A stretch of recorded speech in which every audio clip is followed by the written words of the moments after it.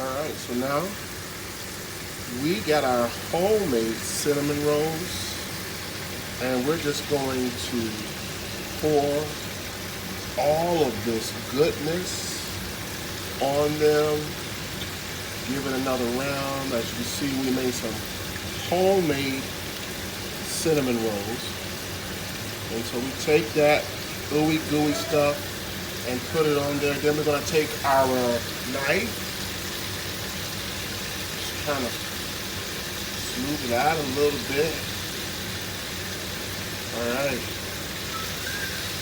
So today in the Johnson home, we made these homemade cinnamon rolls, which are hot, piping hot right now.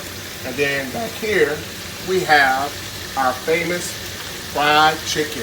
That's going to be delicious and tasty. We're going to have that with some iced tea and or maybe with some almond milk with these delicious cinnamon rolls. So stay tuned, everybody.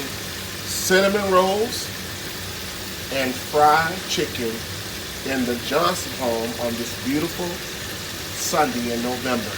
Let's go.